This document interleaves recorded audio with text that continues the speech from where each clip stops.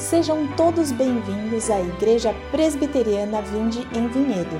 Se você ainda não é inscrito no canal, se inscreva, aperte o sininho para receber todas as notificações e compartilhe com um amigo. Esta é a exposição do livro de Josué. O vídeo já vai começar. O livro de Josué descreve o cumprimento das promessas de Deus ao seu povo. Ele narra a história daquela geração do povo de Deus que cruzou o Rio Jordão e entrou na Terra Prometida, ensinando as futuras gerações sobre como servir ao Senhor, seja nas batalhas, na fartura ou na vida religiosa. Por intermédio de Josué, Deus abençoou e conduziu o povo em direção à Santa Promessa, a conquista da tão esperada Terra Prometida. É um livro que fala sobre coragem, disposição, trabalho e, especialmente, fidelidade ao Deus da Aliança. Exposição do livro de Josué, vivendo em fidelidade às promessas de Deus. Josué, capítulo de número 9, do primeiro versículo ao versículo de número 15. Josué 9, do 1 ao 15. Os irmãos acharam? Está escrito assim na Santa Palavra do Senhor. Sucedeu que, ouvindo isto, todos os reis que estavam daquém do Jordão, nas montanhas e nas campinas, em toda a costa do Mar Grande, defronte do Líbano, os heteus, os amorreus, os cananeus, os ferezeus, os heveus e os jebuseus, se ajuntaram eles de comum acordo para pelejar contra Josué e contra Israel. Os moradores de Gibeão, porém, ouvindo o que Josué fizera com Jericó e com Ai, usaram de estratagema e foram e se fingiram embaixadores, e levaram sacos velhos sobre os seus jumentos, e odres de vinho velhos, rotos e consertados, e nos pés sandálias velhas e remendadas, e roupas velhas sobre si, e todo o pão que traziam para o caminho era seco e bolorento. Foram ter com Josué ao arraial, a Gilgal, e lhe disseram a ele e aos homens de Israel: chegamos de uma terra distante, fazei, pois, agora a aliança conosco. E os homens de Israel responderam aos heveus: porventura habitais no meio de nós? Como, pois, faremos aliança convosco? Então disseram a Josué: somos teus servos. Então lhes perguntou Josué: quem sois vós? De onde vindes? Responderam-lhe: teus servos vieram de uma terra muito distante, por causa do nome do Senhor teu Deus.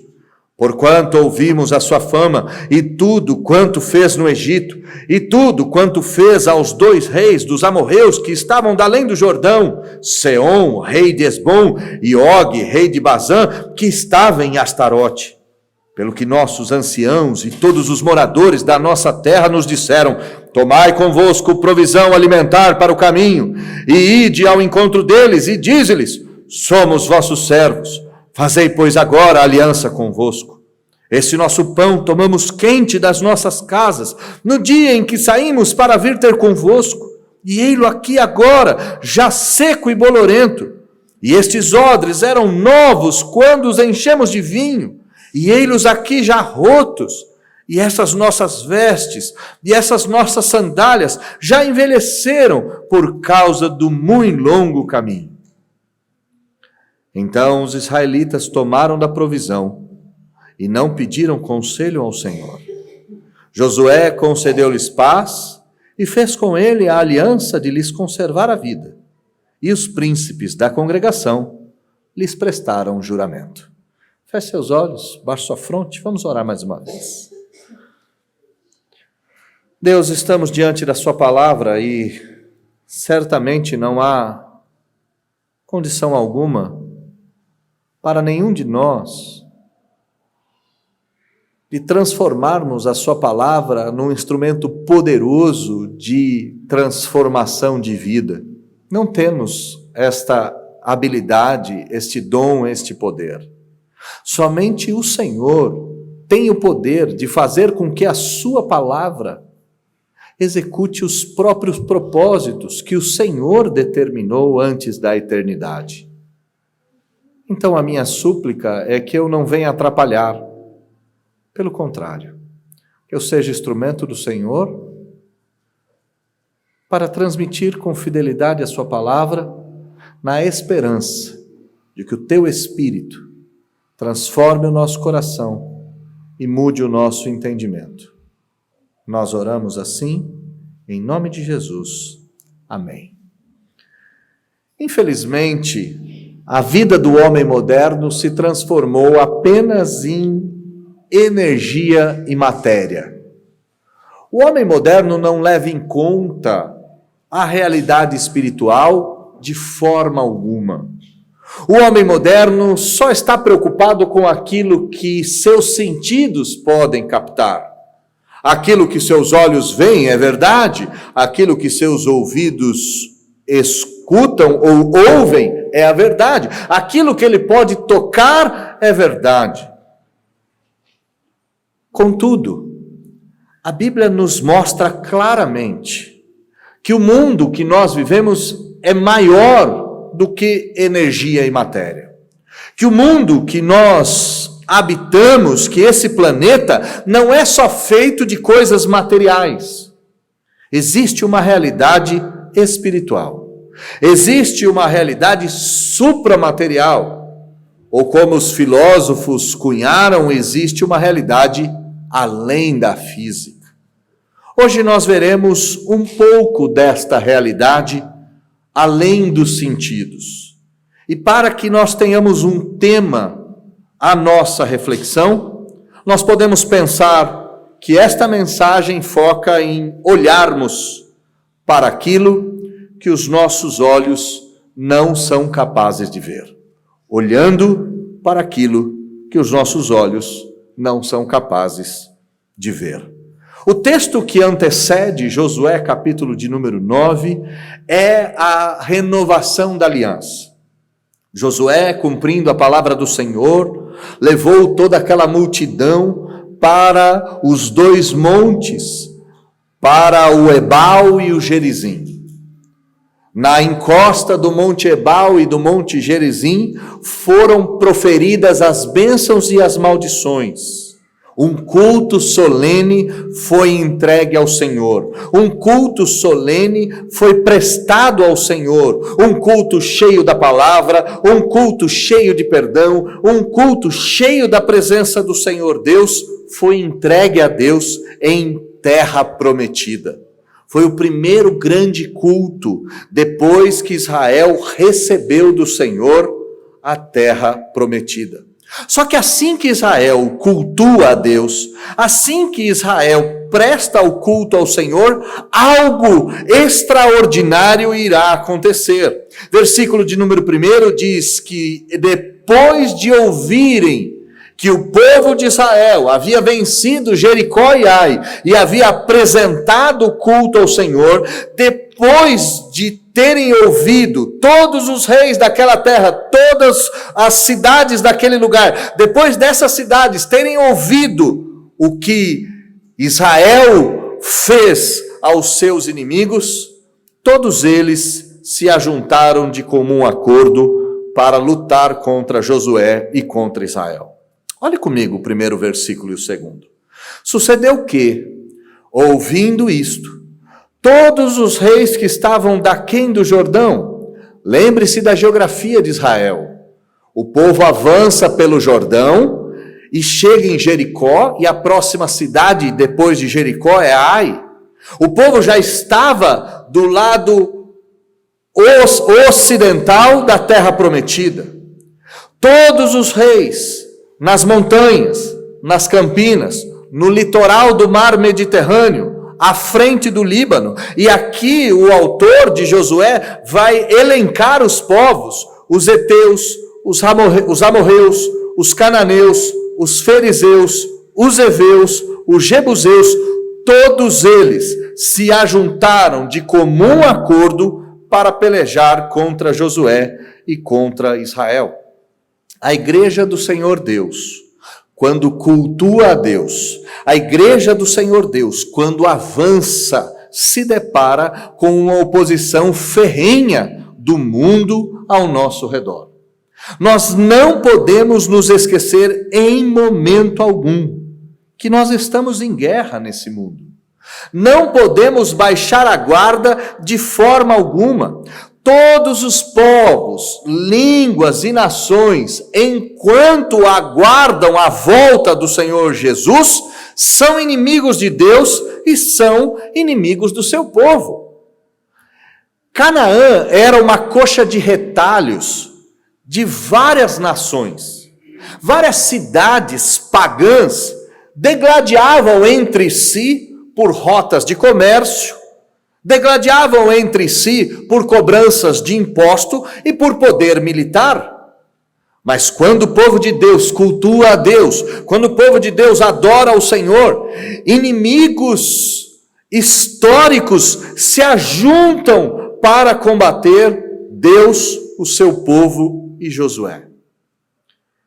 O que me chama bastante atenção é que muitos crentes vivem como se estivessem num grande parque de diversões. Nós vivemos como se a vida fosse um grande happy hour, um grande banquete e um grande festejo regado de bebida, de comida e de música. Irmãos, não se enganem, estamos em guerra, somos cercados por inimigos. Todas as nações odeiam ao Senhor e, consequentemente, ao seu povo. Não somos um povo de fazer amigos, não por causa do nosso temperamento, mas por causa daquilo que nós geramos no coração dos ímpios. Nossa vida é um campo de batalha e estamos cercados de inimigos de todos os lados. Eu queria, antes de nós entrarmos nesses inimigos e na sua atuação, eu queria que você voltasse no versículo de número 1 e marcasse aí na sua Bíblia que os heveus que estão nessa lista nada mais são do que Gibeão ou do que os gibeonitas. No início dessa nossa história, heteus, amorreus, cananeus, ferezeus e os gibeonitas se ajuntaram para guerrear contra os cristãos. Mas a partir do versículo de número 3, um estratagema feito pelos heveus é montado. Os gibeonitas vão armar uma cilada contra o povo de Deus. Olhe comigo no versículo 3 até o versículo de número 5. Os moradores de Gibeão, e Gibeão era a capital dos heveus, e a capital dos heveus ficava a 3 quilômetros de Gilgal, a 3 quilômetros da onde Israel estava. Israel estava avançando, seria a próxima cidade a ser destruída. Jericó foi a primeira, Ai foi a segunda, Gibeão seria a terceira. Os habitantes de Gibeão, ouvindo o que Josué fizera com Jericó e com Ai, usaram de estratagema, usaram de astúcia, e foram e se fingiram embaixadores. Fizeram então uma comitiva, saindo da cidade apenas 3 quilômetros. Criaram uma artimanha, criaram uma história, usaram de astúcia para livrarem a própria pele. E olha a astúcia que os gibeonitas fizeram. Levaram sacos velhos sobre os seus jumentos, e odres de vinho velhos, rotos e consertados, e nos pés sandálias velhas e remendadas, e roupas velhas sobre si. E todo o pão que traziam para o caminho era seco e bolorento. Saíram da sua cidade com jumentos carregados de sacos velhos, de vasilhas de couros velhas, rachadas, remendadas, nos pés sandálias gastas, sandálias remendadas, roupas velhas, roupas costuradas, e na sua alimentação, pães secos, bolorentos e esmigalhados. A estratégia era se fazer de peregrinos, se fazer de viajantes. E no versículo de número 6 diz que eles chegaram até Josué. Chegaram até Gilgal, apenas 3 quilômetros de distância. Provavelmente eles rodearam aquela terra para chegarem mais sujos, para chegarem com a aparência de cansados. E assim que chegaram diante de Israel, disseram: viemos de uma terra distante, fazei, pois, agora aliança conosco, um acordo, um tratado de paz. Irmãos, é bem verdade que a igreja está em guerra. É bem verdade que a igreja tem a oposição do mundo. E esta verdade se desdobra naqueles que se aproximam de nós. Muitos se aproximam da igreja pelos motivos errados. Muitas dessas nações abraçam o evangelho pelos motivos errados. Eu poderia aqui elencar inúmeros exemplos de nações que abraçaram o evangelho pelos motivos errados. Os evangelhos em alguns lugares são benquistos pela sua obra de caridade. Os evangelhos em algum lugar são benquistos pelos seus donativos em construção de escolas ou de hospitais. Os evangélicos são benquistos em alguns lugares exatamente por aquilo que eles trazem para esses lugares. A igreja está em guerra. Nossos inimigos nos odeiam, e quando os nossos inimigos se aproximam de nós ou nos abraçam, nós devemos ter os ouvidos, ou como dizia minha mãe, as orelhas de pé. Se aproximam da igreja pelos motivos errados. Deem uma olhada como foi a aproximação dos Gebionitas. Em primeiro lugar, eles quebraram a aliança militar que eles fizeram com as demais nações.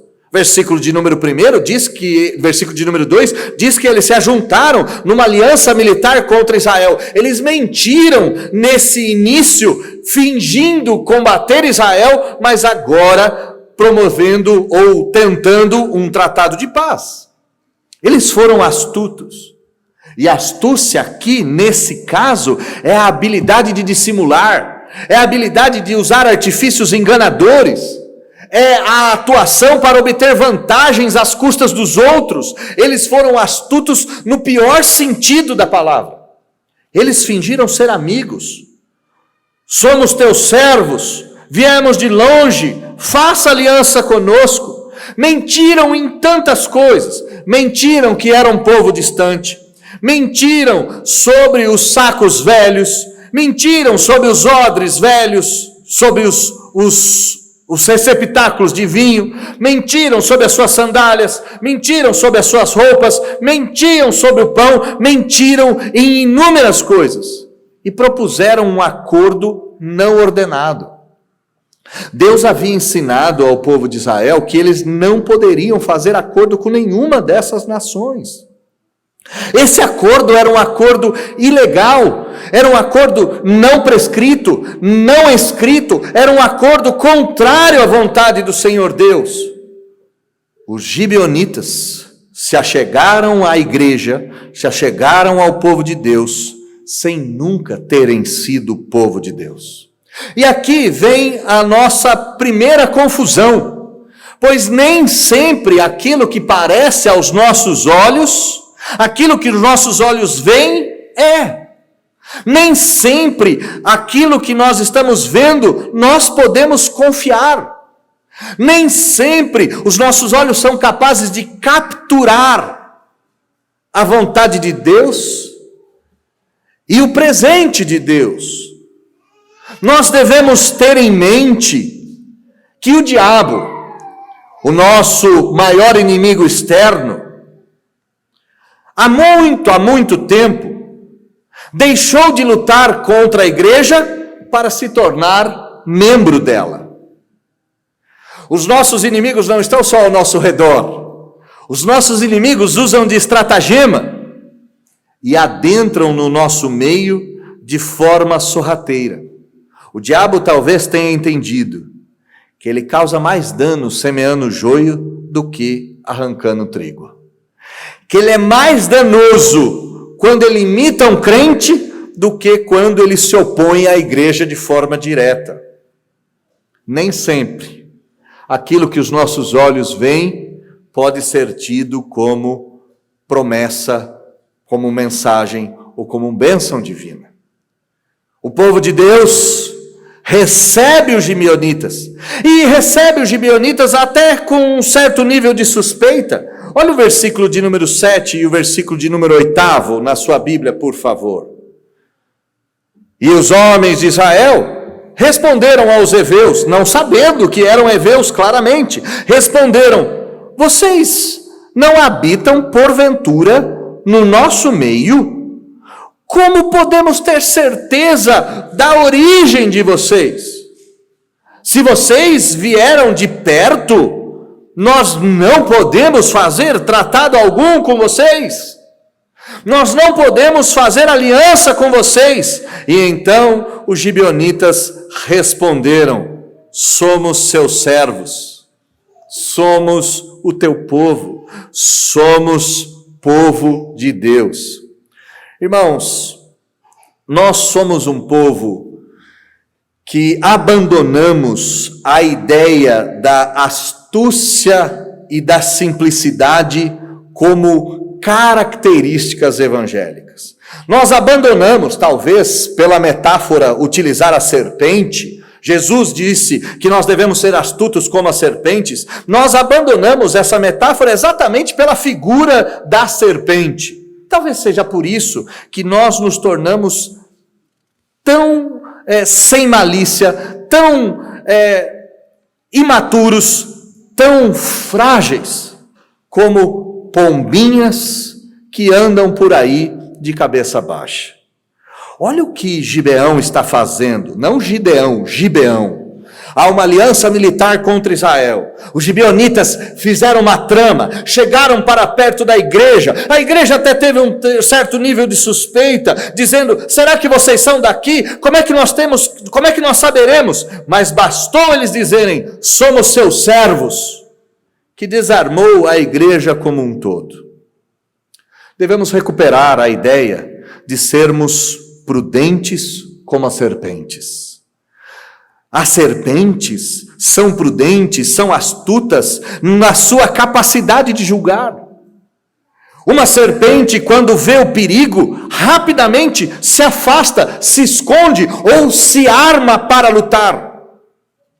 As pombinhas, entretanto, são inocentes, são até um tanto tolas. Elas caminham em direção ao perigo com suas cabeças baixas, achando que nada irá acontecer. E quando o perigo se apresenta, por terem sido inocentes, por terem sido crédulas, as pombas são destruídas sem se darem conta da destruição. Não nos esqueçamos, estamos em guerra. Não nos esqueçamos, nossos inimigos são astutos, nossos inimigos armam planos, se aproximam de nós com a intenção de nos destruir. E por isso, astúcia e prudência são ações obrigatórias nesse cenário de guerra. Você precisa ser astuto e prudente para proteger sua família. Você precisa ser astuto e prudente para proteger a sua igreja. Você precisa ser astuto e prudente para proteger os seus filhos. Não dá para recebermos tudo que vem até nós como se essas coisas não fossem nos destruir. Estamos em guerra e não é porque de repente ouvimos dos nossos opositores: somos teus servos, estamos aqui para vos ajudar, estamos aqui para trabalhar por vocês. Não é porque ouvimos isso que devemos baixar a guarda. Israel, por meio de Josué, baixou a guarda. Josué pergunta: quem sois? De onde vens? Quem são vocês? E então os gibeonitas apresentam meias verdades para esconder suas reais intenções. Olha comigo o versículo de número 9 e versículo de número 10.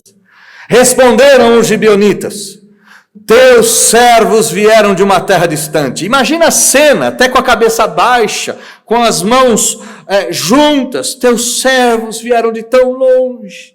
Andamos tanto, e viemos de tão longe por causa do nome do Senhor, o teu Deus. Ouvimos a fama de Deus. Ouvimos o que Deus fez no Egito, ouvimos como Deus é poderoso e viemos aqui para nos juntarmos com vocês. Se a gente voltar para o versículo de número 1, diz que esses povos se ajuntaram para guerrear contra Israel. Gibeão está lutando pela própria vida, pouco importa o Deus de Israel, pouco importa o que ele fez, agora é hora de salvar a própria pele, e para salvar a própria pele, a gente jura até por Deus, é isso que eles estão fazendo. Se eles tivessem se convertido ao Senhor, eles receberiam o povo de Israel cantando, aleluia, hosana, bendito aquele que vem em nome do Senhor.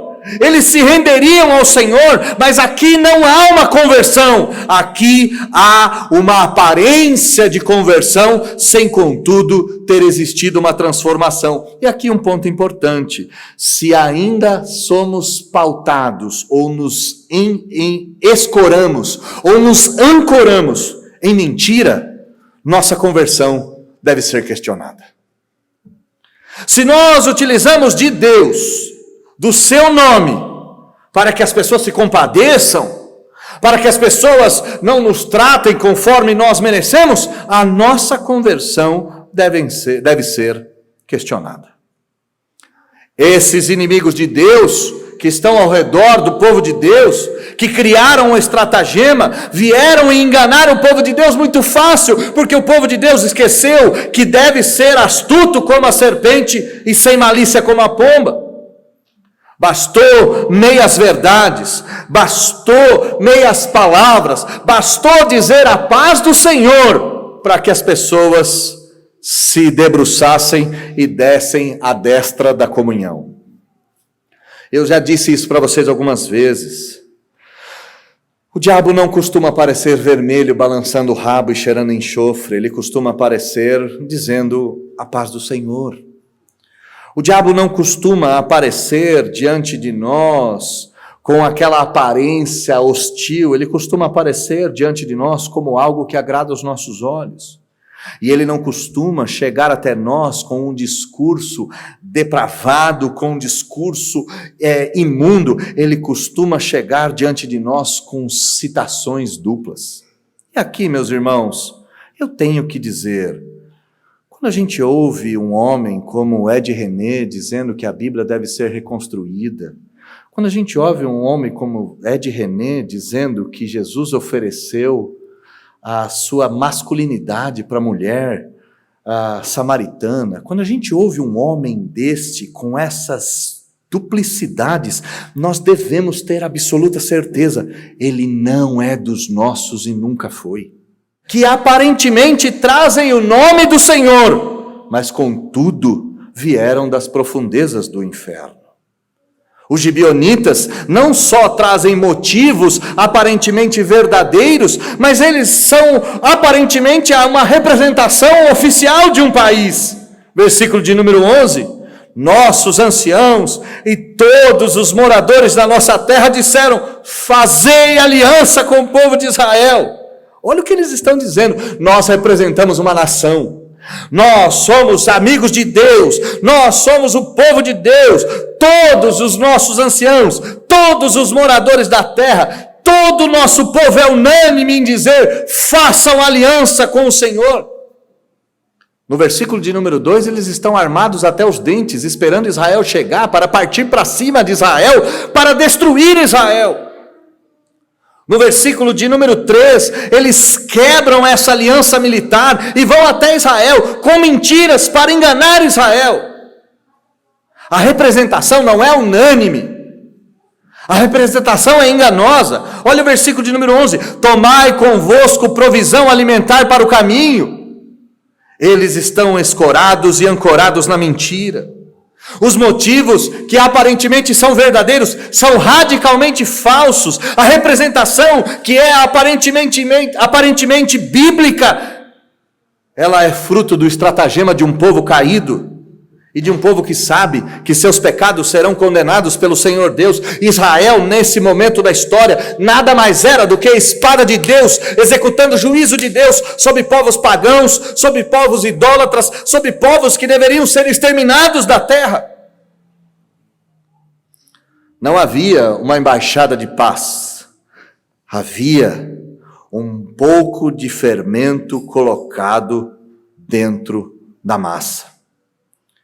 E se não bastasse os motivos aparentemente verdadeiros, se não bastasse uma representação aparentemente verdadeira, legítima, eles criaram uma aparência peregrina e piedosa. Meus irmãos, não há nada mais terrível no evangelho brasileiro do que a aparência peregrina e piedosa. Os crentes se tornam crentes. Qual é a primeira coisa que eles fazem? Eles param de beber, param de fumar. Que bom! Aí eles vestem um terninho. Aí eles ficam bonitinhos de terno. Mas eles continuam sendo mentirosos, eles continuam sendo arrogantes, eles continuam sendo vaidosos, eles continuam sendo preguiçosos, eles continuam sendo caloteiros, eles têm uma aparência peregrina, eles têm uma aparência piedosa, mas no fim das contas, sua língua é ferina, sua língua não é capaz de ser guardada dentro da boca, e eles não conseguem cumprir aquilo que disseram que cumpririam. O duro não é que os nossos inimigos são assim. O duro é que nós abraçamos gente assim sem discutir. Olha o que os gibeonitas disseram: esse pão tomamos quente das nossas casas. Eu fico imaginando a cena, eles pegaram um pedaço de pão e bateram no pão, disseram: nós saímos de lá quentinho, saímos de lá com o pão, tinha saído do forno, mas estamos andando há tanto tempo, viemos atrás de vocês, o pão está seco e bolorento. Os odres eram novos, estavam cheios de bom vinho, agora estão todos destruídos. Olha a nossa sandalinha no pé, olha o nosso estado, olha a nossa pobreza. Fingiram ser peregrinos, fingiram ser piedosos, fingiram ser aquilo que eles não eram. Se aproximaram da igreja, tecendo elogios à igreja: somos teus servos, vocês são o povo de Deus, nós ouvimos falar de Deus. Contudo, nunca se achegaram à igreja por causa do Senhor. Se achegaram como uma embaixada legítima, representante de um povo de fé, mas nunca foram representantes do povo de Deus, foram representantes, de fato eram representantes da mentira. Vieram com uma aparência de piedade, sem contudo nunca terem tido. Irmãos, prestem bem atenção nesse texto, por dois motivos. Em primeiro lugar, porque os inimigos de Deus podem se apresentar assim. Mas há um problema maior, talvez você possa ser esse representante. Olha para esse texto, para em primeiro lugar, se proteger se você é um bom crente. Talvez você olhe ao redor e consiga ver que os inimigos são assim, os inimigos têm estratagemas, os inimigos têm mentiras, os inimigos têm propósitos escusos, mas o grande problema é que talvez você se enquadre nisso. Talvez você fale do Senhor sem nunca ter pertencido a Ele. Talvez você se apresente como um embaixador do reino de Deus sem nunca receber legitimamente esse direito de embaixada. Ou talvez você tenha só aparência de piedade, mas no fim das contas não passe de um sepulcro cheio de ossos. Eu estou dizendo isso porque eu preciso alertar vocês, e não só a vocês, o meu próprio coração, de que nem todo aquele que me diz Senhor, Senhor, entrará no reino dos céus. Entrará no reino de Deus aquele que faz a vontade do meu Pai que está nos céus. Muitos dirão naquele dia: Senhor, Senhor, Senhor, Senhor, eu fui seu, Senhor, Senhor, eu fiz tudo. Então o Senhor dirá claramente a esses: eu nunca vos conheci, afastem de mim vocês que praticam o mal. Agora, como é que você pode saber? Se você confiar meramente na sua razão, a sua razão é fraca e ela te engana. O povo de Israel confiou apenas na sua razão. E ao ouvir dos gibeonitas que eles vieram de longe, que eles adoravam o Senhor, que eles estavam lá para ser servos do povo de Deus, que eles eram piedosos, que eles eram representantes de uma nação piedosa, assim que Israel viu isso, Israel acreditou nisso como sendo verdadeiro, sem nunca ter sido. Quando você confia na sua própria razão, você está a um passo da perdição. A sua razão é fraca, a sua razão é enganosa, a sua razão te coloca em maus lençóis, a tua razão faz com que você imagine ser pertencente ao povo de Deus sem nunca ter pertencido. Cuidado com sua razão, cuidado com seus olhos, cuidado com o mundo ao seu redor e cuidado com o próprio coração. Nós não podemos confiar na nossa razão, porque se nós confiarmos na nossa razão, nós cometeremos pecados terríveis. Olha o versículo de número 14, olha o que Deus diz, essa é a sentença de Deus: os israelitas tomaram da provisão e não pediram conselho ao Senhor. Quando a gente olha Josué, e você que está me acompanhando aqui domingo após domingo, quando você olha Josué e esse livro, o povo de Deus é crente, o povo de Deus ora, o povo de Deus avança, o povo de Deus vence, acaba de vencer, faz uma bobagem tremenda. E então Deus vai lá, conserta o povo se arrepende, e aí o povo avança, vence a guerra, cultua a Deus, acaba de cultuar a Deus, erra de novo. E por que Israel erra? Porque quando Israel tira os olhos do Senhor, mesmo que seja por um motivo, por um segundo, por um instante, ele passa a olhar para as coisas desse mundo. O versículo de número 14 mostra que eles tomaram da provisão. E aquilo que não é dito no texto talvez tenha incendiado o coração de Israel. O que não foi dito no texto? Que os gibeonitas traziam nos seus jumentos provisão. O que significa isso? Eles traziam presentes. Os gibeonitas trouxeram nas costas dos jumentos ouro, trouxeram pedra preciosa, trouxeram provisão, tecido, perfume, incenso, trouxeram tudo aquilo que encantava os olhos naquela época. Chegaram para os israelitas com tesouros incalculáveis. E o povo de Deus, ao invés de voltar-se a Deus e procurar o conselho do Senhor, em procurar a palavra do Senhor, dizendo: Senhor, será que eles são nossos? A gente está em dúvida, será que eles são dos nossos? Mas eles estão tão piedosos, eles estão tão sujinhos, eles estão tão frágeis, será que a gente deve abraçar? Senhor, o que a gente faz? Em momento algum Israel fez isso. Israel confiou nos seus olhos. Israel confiou no seu coração e acabou se perdendo. Tomaram da provisão, tomaram das bênçãos, tomaram do prêmio ou do presente e não pediram conselho ao Senhor. Jamais podemos nos esquecer do conselho do Senhor.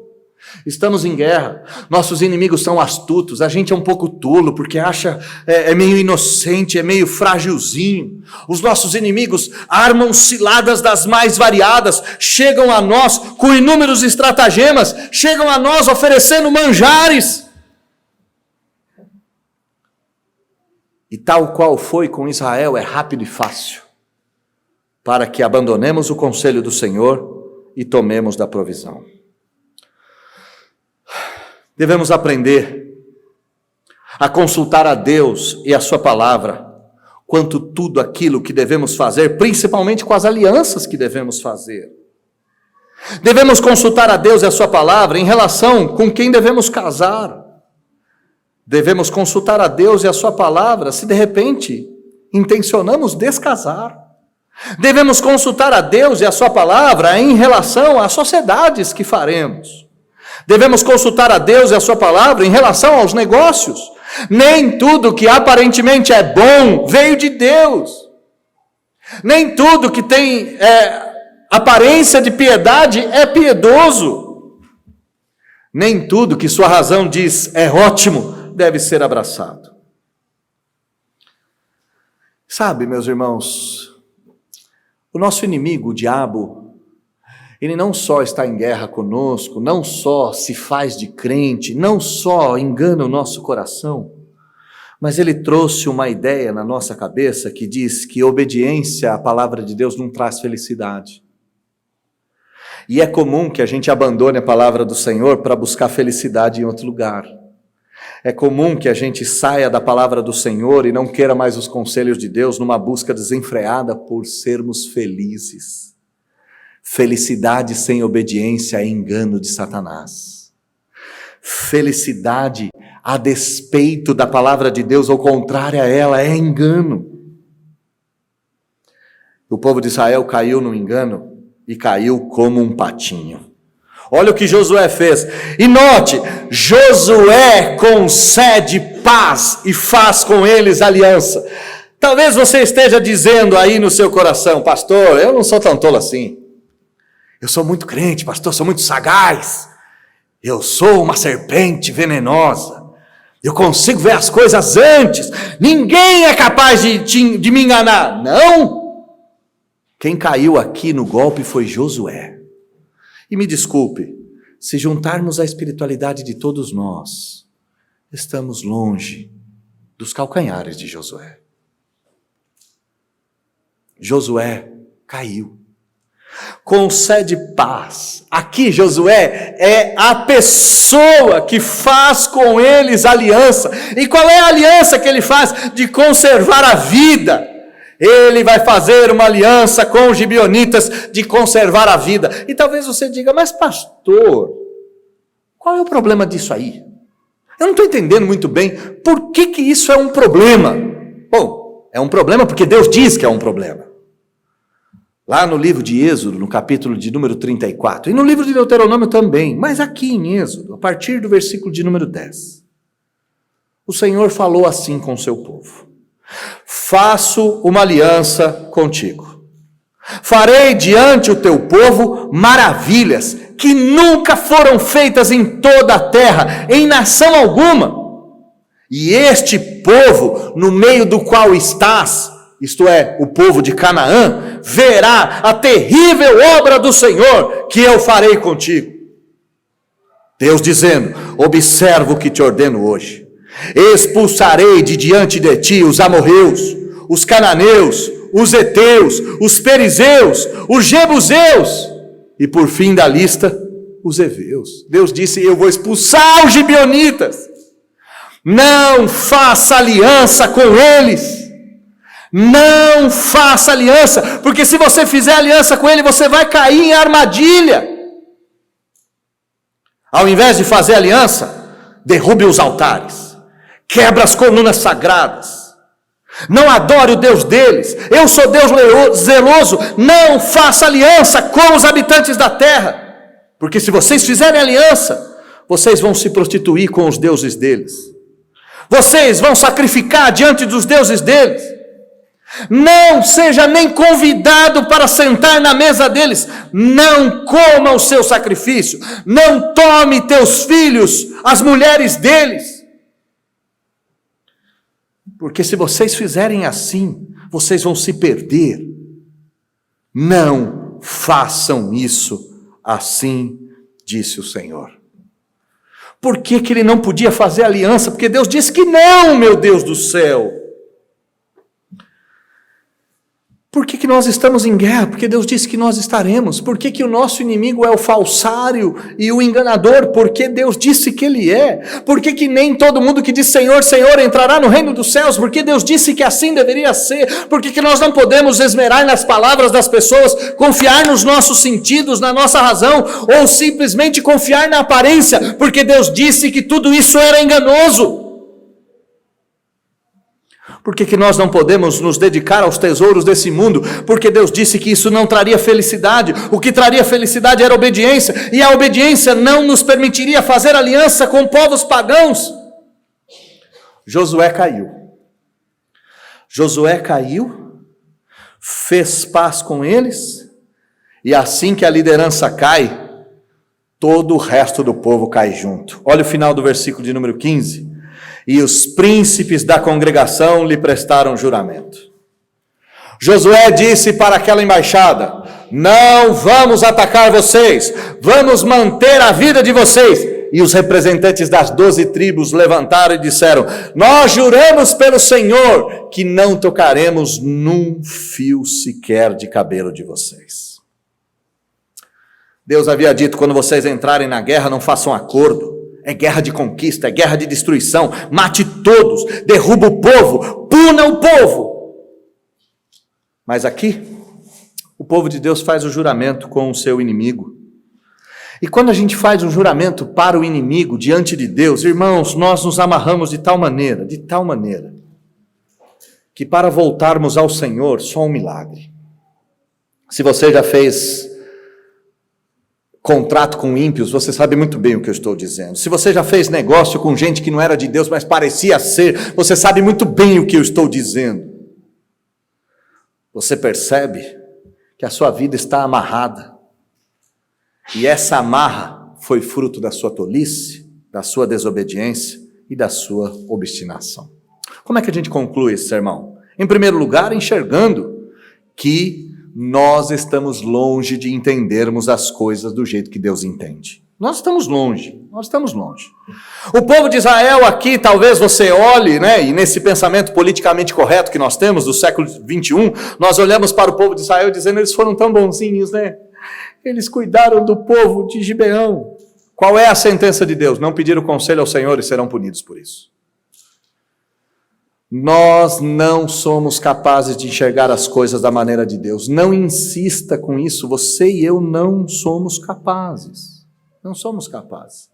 E talvez o seu politicamente correto também olhe para os gibeonitas e diga alguma coisa assim: mas eles mentiram para salvar a própria vida. Pois bem, se você achar que uma mentira vai ajudar, eu ouso dizer que quem precisa de conversão é você. Os gibeonitas mentiram e, ao mentir, mostraram que eles estavam a léguas de distância de Deus, da sua palavra e do seu povo. Ok, como escapamos desses erros? Essa é a pergunta. Tá bom, a paulada, o povo de Israel, tão crente, acaba de cultuar a Deus, o culto maravilhoso, com sacrifício, perdão dos pecados, cai nessa bobagem. Como eu e você podemos escapar dos erros que acabamos de ver? Em primeiro lugar, olhando para além dos fatos. Nós devemos levar em conta que existem realidades por trás da própria realidade, Tem um mundo em guerra, tem um inimigo sagaz, tem um povo obstinado em nos destruir, nem tudo que reluz é ouro, existe um mundo espiritual, existe a vontade de Deus, existe uma série de coisas que estão além dos fatos. Se você só olhar para os fatos, você cai no mesmo engano. Israel só viu os gibeonitas sujos. Qual foi o julgamento de Israel? São nossos. Israel só viu o tesouro. Disse: bom, é bênção. Israel viu o juramento, dizendo: nós viemos para te servir. Israel acreditou nesse juramento e disse: pois bem, somará ao nosso exército, mais forças nós teremos. Irmãos, olhe para além dos fatos. Olhe para além dos fatos. Nem todo mundo que se aproxima de você é crente, nem todo mundo que quer negócio com você é crente, nem todo mundo que chega ao seu lado é crente, nem todo mundo quer o seu bem. Você precisa ser um pouco mais ligeiro, um pouco mais esperto, é necessário. Mas não é só necessário olhar com suspeita para os demais, porque aqui vai parecer que o problema é sempre os outros. Não. Nós devemos olhar com suspeita para nós mesmos. De que forma? Assumindo que os nossos julgamentos não são suficientes para nos levar para perto de Deus. O meu julgamento e o seu sozinho não ajuda. Ah, pastor, eu não devo julgar? Lógico que deve. Eu acabei de dizer que você deve olhar além dos fatos, você deve ter uma suspeita. Você deve ter os 2 pés para trás, os 2 passos para trás. Mas você não pode só ter os 2 passos para trás em relação aos outros. Você tem que ter os 2 passos para trás em relação a você. De que forma? Seu julgamento pode estar errado. Você achar que é autossuficiente pode ser um erro. Embora, meus irmãos, nem sempre corrigirmos a nós mesmos Embora nem sempre estamos errados, é a verdade isso. Nenhum de nós pode dizer eu sempre errei. Não, não, não. A gente acerta de vez em quando. É verdade que a gente acerta. Mas há algo que nós não podemos nos esquecer. Devemos ter uma suspeita radical sobre nós e sobre as nossas intenções. Se Israel suspeitasse da sua intenção, teria voltado ao Senhor e perguntado: Senhor, quem são esses caras? E lembre-se, como é que Josué consultava o Senhor? Por meio do Urim e do Purim. Bastava buscar o sumo sacerdote e eles darem as mãos e falarem: Senhor, o povo é nosso ou não? O Senhor diria: não, passa a espada. Era um estalar de dedos. Mas Josué confiou nos seus olhos, confiou nos seus julgamentos.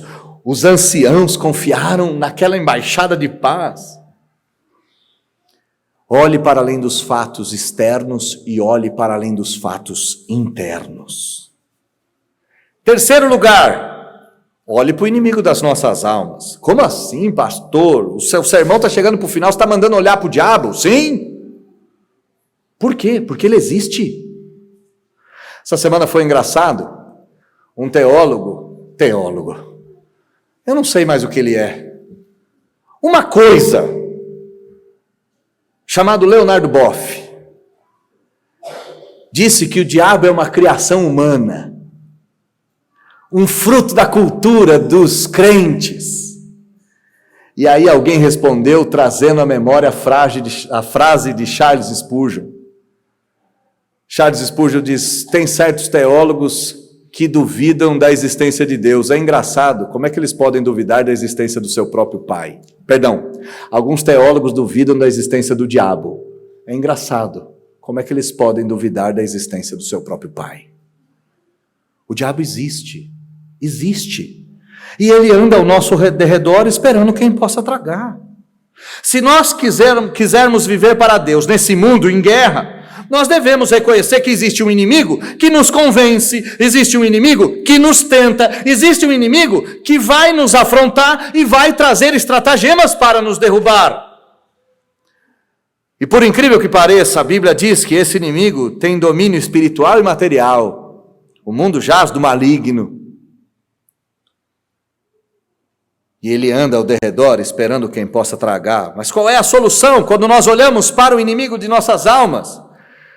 E aqui vai o desenho do nosso guia de culto para as crianças, o desenho que eles têm que fazer em casa. Eles têm que pintar a armadura de Deus e buscar os versículos que nos ajudam na batalha espiritual. Ora, vá para Efésios. Você tem um inimigo que é mais inteligente que você, que é mais forte que você, que está ao seu redor e ele quer te tragar. Olhe com suspeita para os outros, olhe com suspeita para o próprio coração, olhe para o inimigo e tenha a distância segura dele. Mas por fim, não tire os olhos por um minuto sequer do autor e consumador da sua fé. Não tire os olhos um minuto sequer. O autor aos Hebreus diz o seguinte: portanto, também nós temos a rodear-nos uma grande nuvem de testemunhas. E por isso, desembaraçem-se do peso. O peso que nos amarra. E corram com perseverança. Corram a carreira que Deus deu. E nesta corrida, não tirem os olhos, um minuto sequer, para o autor e consumador da vossa fé, que é Jesus Cristo. Não dá para tirarmos os olhos do Senhor. Se você tirar os olhos do Senhor, você estará procurando coisa que não presta na internet. Se você tirar os olhos do Senhor, você estará abraçando e deitando-se com o inimigo. Se você tirar os olhos do Senhor, você vai assumir que a aparência de piedade é piedade.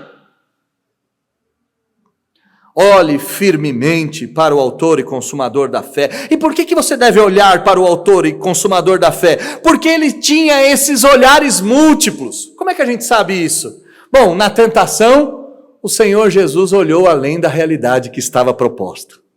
O diabo aparece e disse: prostrado, me adorares, eu te dou tudo. E ele disse: não, eu não farei isso. Alguns pães estavam ali numa fome terrível, depois de 40 dias. Foram propostos ao Senhor que ele transformasse pedra em pães, e o Senhor talvez pudesse até ver. A fome faz com que a gente sinta cheiro onde não tem.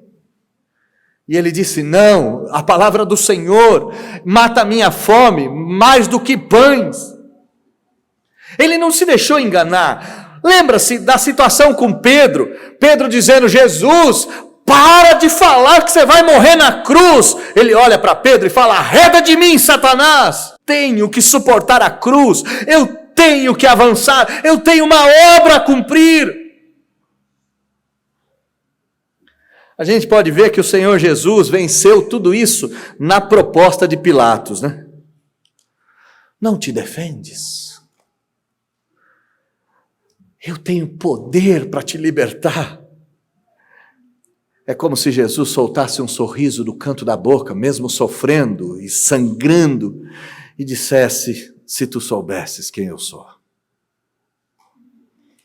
bastaria uma ordem minha, e tudo isso acabaria. Não tire os olhos do Senhor, em nome de Jesus. Você está em guerra, seus inimigos são terríveis, seu coração é corrupto. Não tire os olhos do Senhor. Não tire os olhos do autor e consumador da sua fé. Tenha suspeita dos outros, tenha suspeita do coração, mantenha distância segura do diabo, mas não tire os olhos do Senhor Jesus. Porque bastou meia página para Israel deixar de olhar para o autor e consumador da fé, para fazer pacto com pagãos. Se você deixar de olhar por um segundo, talvez seja o segundo definitivo da sua vida. Como olhar para o Senhor e Salvador? Recorrendo milhares de vezes para o velho livro preto, para o velho livro que conta-nos a história do Verbo encarnado, para o santo conselho de Deus, para o santo conselho da sua palavra.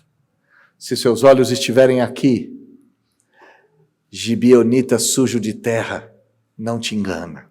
Se seus olhos estiverem aqui, discurso piedoso não te convence. Se seus olhos estiverem aqui, teu próprio coração não te engana. Se seus olhos estiverem aqui, o inimigo de nossas almas não te traga.